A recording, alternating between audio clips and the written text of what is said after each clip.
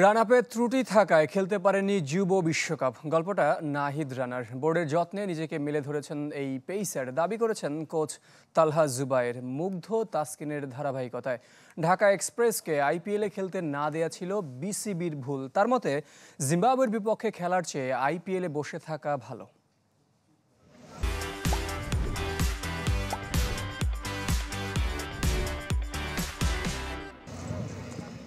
Nahid Rana ৬ test আর ৩ one day খেলেছেন। গতির ঝলকে নজর কেড়েছেন এই তরুণ। অথচ দুর্বলতার কারণে একসময় ভেঙেছিল যুব বিশ্বকাপ খেলার স্বপ্ন। আন্ডার-19 প্রথম নাহিদ রানাকে পাই, আমরা তখন পিক করতে পারিনি, কারণ নাহিদ রানার তখন রান আপে একটু সমস্যা ছিল। ক্রিকেট বোর্ডের যত্ন আর নিজের পরিশ্রম দুয়ের মিথস্ক্রিয়ায় রত্নে পরিণত নাহিদ রানা। চলমান বিপিএলে এখন পর্যন্ত তার শিকার ৯ উইকেট।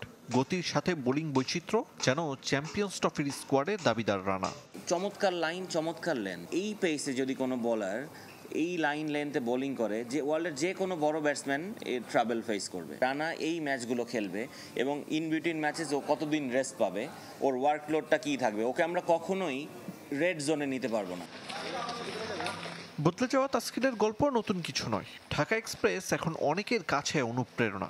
ওর ওয়ার্ক এথিক্স বেড়েছে, ও এখন ক্রিকেট ছাড়া কিংবা ওর বোলিং ছাড়া অন্য কোনো দিকে ফোকাস না। মুস্তাফিজকে ছাপিয়ে তাসকিন বাংলাদেশের পেস ইউনিটের নেতা। কেন? তার প্রমাণ চলমান বিপিএলে ৫ ম্যাচে ১৪ উইকেট নিয়ে সবার উপরে। দেশের ফ্র্যাঞ্চাইজি লিগে গড়েছেন এক ম্যাচে ৭ উইকেট নেয়ার রেকর্ড। ইনজুরির পরেও আবার তাসকিনকে সুযোগ দিয়েছে বোর্ড এবং ওকে কন্টিনিউয়াসলি খেলাচ্ছে।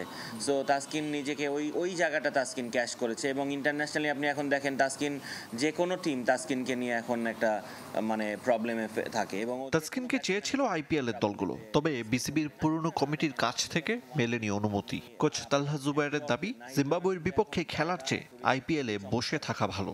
ইটস মাই অপিনিয়ন, এটা অন্য কেউ হয়তো বা দ্বিমত পোষণ করতে পারেন, কিন্তু আমার মনে হয় আমি জিম্বাবুয়ের সাথে যে খেলার থেকে আইপিএলে যে বসে থাকা ভালো।